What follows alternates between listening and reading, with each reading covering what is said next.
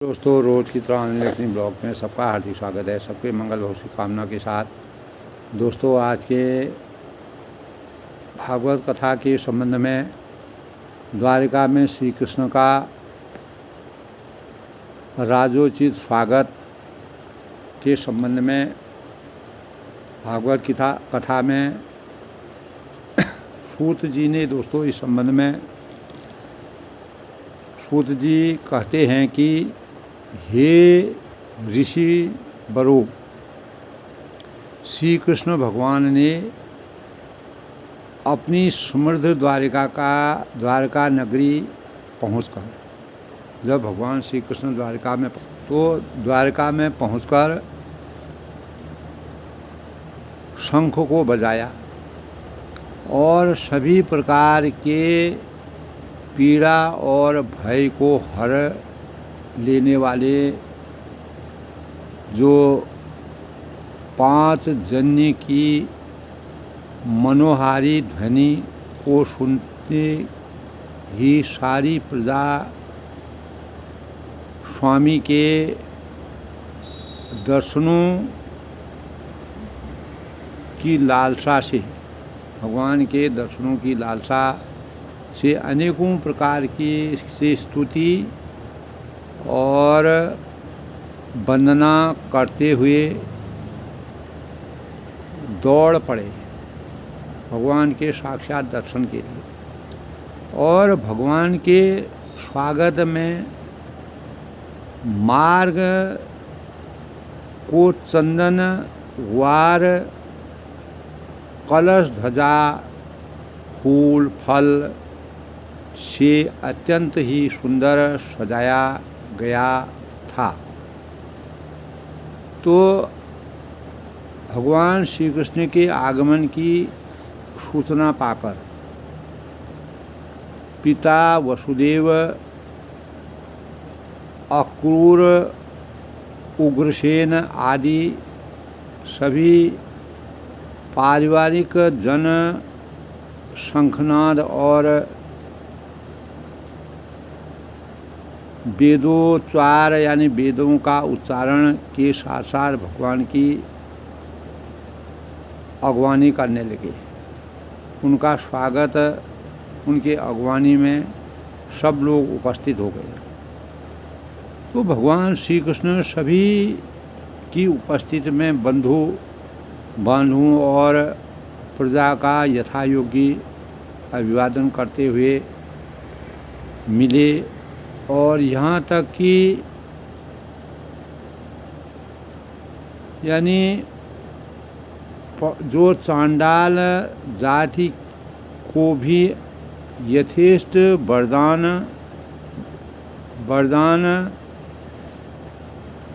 मिल गए। और यहाँ तक कि चांडाल जाति को भी अपनी इच्छा के अनुसार वरदानों से सुख की अनुभूति और स्वयं गुरुजनों से आशीर्वाद देकर द्वारिका नगरी में प्रवेश किया उन्होंने। और राजमार्ग की छतों पर जो विराजित स्त्रियां थीं, पुरुष थे, सब भगवान के दर्शन देते हुए भगवान के दर्शनों के लिए बेचैन थे। भगवान ने देवकी सहित यानी 7 माताओं से मिलने उनके महल पहुँचे और उन्हें प्रणाम वंदन किया, नमन किया, प्रणाम किया, वंदन किया। और इसके बाद भगवान 16,001 की 8 रानियों से मिलने उनके महलों में पहुँचे। और सभी रानियां अश्रुपूरित नेत्रों से उत्साह से के साथ मिली और उन्होंने कहा कि हे शौनक जी, इस प्रकार पृथ्वी पर, इस धरती पर भार बने राजाओं का आपस में भी नष्ट करा कर प्रभु अपनी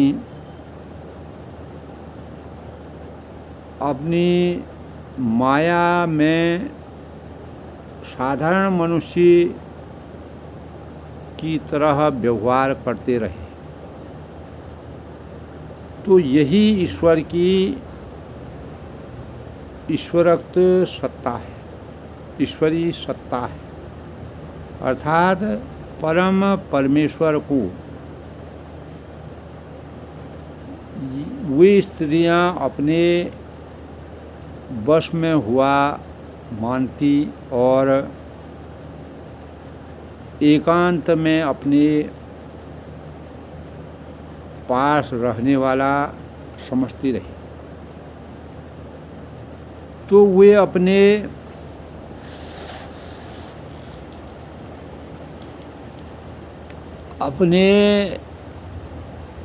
जो भगवान श्री कृष्ण भरता के सामर्थ्य को नहीं जानती थी, भगवान के वास्तविक स्वरूप को नहीं जानती थी, और जैसी जिसकी बुद्धि थी वैसे ही ईश्वर को मानती थी। तो इसी संदर्भ में दोस्तों परीक्षित जी का जन्म होता है। शौनक जी ने कहा कि अश्वत्थामा ने जो अत्यंत तेजस्वी ब्रह्मास्त्र चलाया था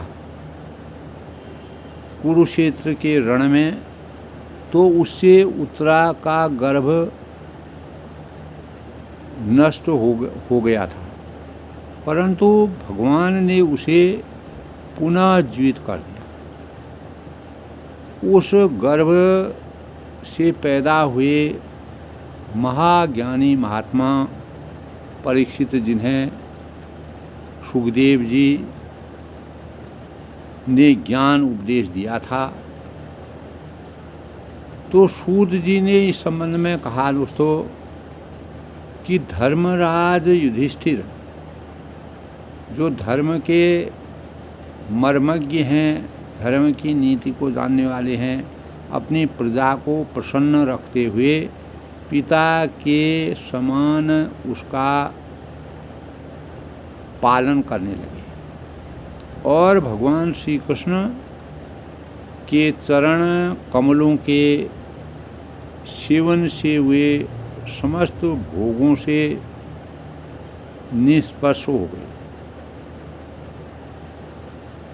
तो सारी पृथ्वी उनकी थी और वे जम्बू द्वीप के स्वामी थे और उनकी कीर्ति स्वर्ग तक फैली हुई थी। उनके पास भोग की सारी सामग्री उपलब्ध थी, परंतु जैसे भूखे मनुष्य को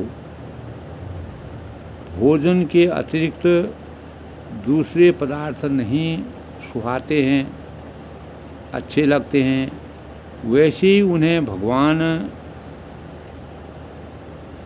के सिवा दूसरी कोई वस्तु सुख नहीं देती है।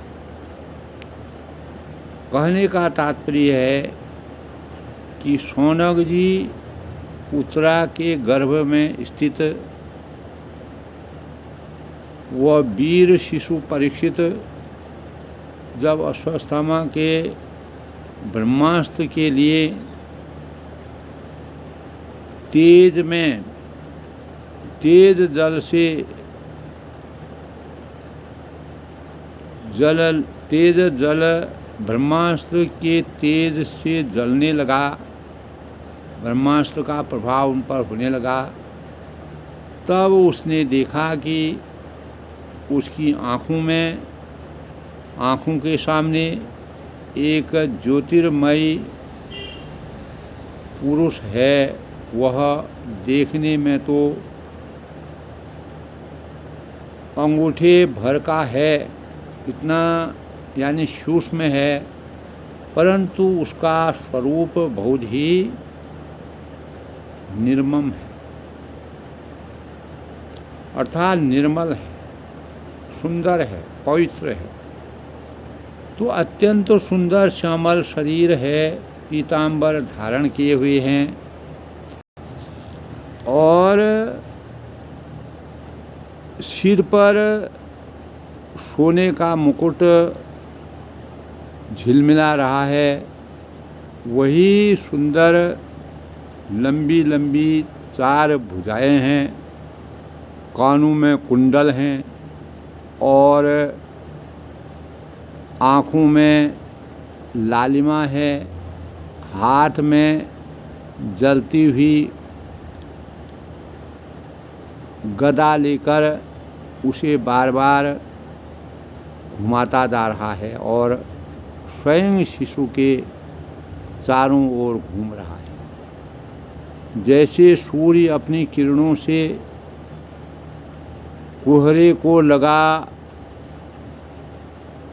कोहरे को समा यानी भगा देता है। सूर्य की किरणें जब कोहरे में पड़ती हैं तो कोहरे की जो छटा है वह समाप्त हो जाती है। वैसे ही उस गदा के द्वारा ब्रह्मास्त्र के तेजों को शांत करता जा रहा है। इस प्रकार उस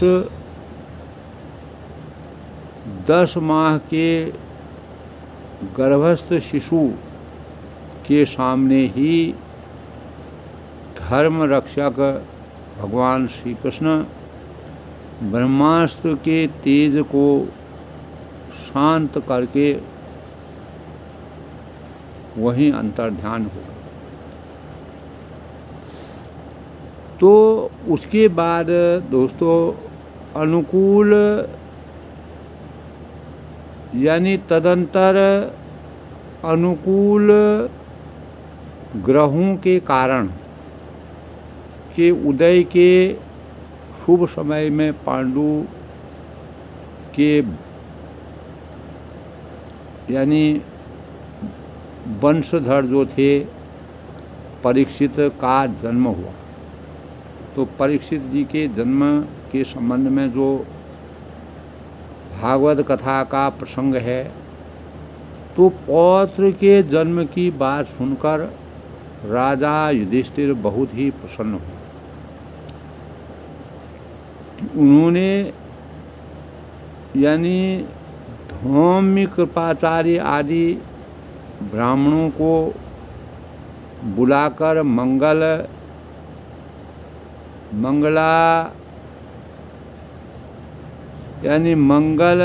वाचन मंगल शुभ शगुन करते हुए मंगल वाचन और जाति कर्म संस्कार करवाए। क्यों? तब युधिष्ठिर ने कहा कि महात्माओं, यह बालक क्या अपने उज्ज्वल यश से हमारे वंश के पवित्र कीर्ति महात्मा राजाओं का अनुसरण करेगा? तो ब्राह्मणों ने कहा कि धर्मराज, यह मनुपुत्र यानी ईक्ष्वाकु के समान अपनी प्रजा का पालन करेगा और दशरथ नंदन भगवान श्री राम के समान ब्राह्मण भक्त में सत्य प्रतिज्ञ होगा। तो यह वह सिंह के समान पराक्रमी, हिमालय की तरह आश्रय लेने योग्य, यानी वहाँ निवास करने योग्य, पूर्ण सुरक्षित, पृथ्वी के समान क्षितिजु, यानी पृथ्वी के समान धैर्यता, और माता पिता के समान सहनशील होगा। तो यह समस्त सद्गुणों की महिमा धारण करने में श्री कृष्ण का अनुयायी होगा। भगवान श्री कृष्ण का हमेशा अनुयायी। यह बहुत ही अश्वमेघ यज्ञों और यज्ञों को करने वाला और वृद्धों का सेवक होगा। जो वयोवृद्ध लोग हैं उनकी सेवा करने वाला होगा। तो ब्राह्मण कुमार के श्राप के, यानी श्राप से जो रक्षक के द्वारा अपनी मृत्यु सुनकर वह सबकी आसक्ति छोड़ देगा और भगवान के चरणों की शरण में समर्पित हो। तो यह बालक संसार में परीक्षित के नाम से प्रसिद्ध होगा। चारों तरफ इसका नाम, भागवत कथा में परीक्षित जी का जो स्थान है वह बहुमूल्य है। जैसे शुक्ल पक्षी में दिन प्रतिदिन वंदना अपनी कलाओं से पूर्ण होता हुआ बढ़ता है, वैसे ही यह राजकुमार भी अपने गुरुजनों के लालन पालन के क्रमशः अनुदित बढ़ता हुआ, यानी लगातार बढ़ता हुआ, शीघ्र ही यानी सयाना हो गया, यानी परिपक्व हो गया। इसी समय स्वजनों अपने खास लोगों के संग की प्राथमिकता, खास लोगों के से वध की प्रायश्चित करने के लिए, यानी इसी समय अपने स्वजनों के, जब कुरुक्षेत्र के रण युद्ध में अनेक स्वजनों को अर्जुन, और जिस प्रकार अर्जुन ने अपने धनुष बाण को किनारा कर दिया, अपने को शक्तिहीन समझ लिया, भगवान श्री कृष्ण ने उनको किस प्रकार से उनके मनोबल को बढ़ाया, उनको सीख दी। तो वैसे ही इसी समय स्वजनों के वध का प्रायश्चित करने के लिए, पश्चाताप करने के लिए राजा युधिष्ठिर ने अश्वमेध यज्ञ के द्वारा भगवान की आराधना करने का विचार किया था। तो युधिष्ठिर के निमंत्रण पर पधारे हुए भगवान श्री कृष्ण और भगवान ब्राह्मणों द्वारा उनका यज्ञ संपन्न करने के पश्चात अपने सुहृदयी पांडवों की प्रसन्नता के लिए कई महीनों तक नहीं रहे। इसके बाद अनुमति लेकर अर्जुन के साथ भगवान श्री कृष्ण ने द्वारिका के लिए प्रस्थान किया। तो इस प्रकार दोस्तों आज के प्रेरणादायक विचारों में भाग द्वारिका में श्री कृष्ण जी का राज उचित यानी स्वागत करना और परीक्षित का जन्म भगवत कथा का सबसे बड़ा प्रसंग है। भगवान श्री कृष्ण ने हमेशा न्याय और अन्याय के बीच के रहस्य को परम मानते हुए कौरव और पांडवों के बीच की जो दूरी थी उस दूरी के भावों को अन्याय से हमेशा दूरी बना करके न्याय की उच्चता को सर्वोपरि मानते हुए हमेशा न्याय पथ पर खड़े रहे। इसीलिए भगवान श्री कृष्ण ने हमेशा धर्म की रक्षा करने के लिए अधर्म का हमेशा समाप्त करने के लिए यदा यदा हि धर्मस्य ग्लानिर्भवति भारत अभ्युत्थानम् अधर्मस्य तदात्मानं सृजामि। तो भगवान ने कर्म प्रधान विश्व रच राखा, जो जस करहि तस फल राखा। तो जो जिस प्रकार के कार्यों को करता है उसी प्रकार के फलों के का भोग करता है। तो भागवत कथा में दोस्तों अनेकों पात्रों के अलग अलग प्रसंग हैं, सबकी अलग अलग भूमिका है। पांडव और कौरवों के बीच में जो उतार चढ़ाव था, उस उतार चढ़ाव को भगवान श्री कृष्ण ने कैसे द्रौपदी की लाज बचाई और अन्याय और अधर्म की से अनेकों रहस्यों को का विधिवत लीलाएं करते हुए अन्याय को हमेशा के लिए गर्त में गिराने का कार्य किया, न्याय की पराकाष्ठा को सर्वोपरि माना। यही भागवत कथा का सबसे बड़ा रहस्य है। तो आज के भागवत कथा के प्रसंग में भगवान श्री कृष्ण का राज उचित स्वागत जो भगवान श्री कृष्ण द्वारिका में जाते हैं तो उनका किस प्रकार से स्वागत होता है, और परीक्षित जी का जन्म और उनके विचार, उनके कार्य और कैसे उनका जन्म होता है, इन भावों का शौनक और सूत जी ने बड़ा ही रहस्यमय वर्णन किया है। भगवान श्री कृष्ण के शौर्य को सर्वोपरि बताते हुए भागवत कथा की रोचकता को बढ़ाने का कार्य किया है।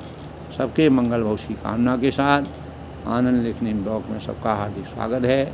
इसी प्रकार दोस्तों नए नए पात्रों के अनुसार भागवत कथा के छोटे छोटे प्रसंगों को सुनते हुए अपने मन को पवित्र बनाने का प्रयास सभी लोगों को करना चाहिए। मैं सबके मंगल उज्ज्वल भविष्य कामना के साथ सभी का अभिनंदन करता हूँ, स्वागत करता हूँ। अधिक से अधिक लोग दोस्तों शेयर करें, लाइक करें, सब्सक्राइब करें और मेरे मनोबल को बढ़ाएं। मैं सबके उज्ज्वल भविष्य कामना के साथ अपनी वाणी को विराम देता हूँ।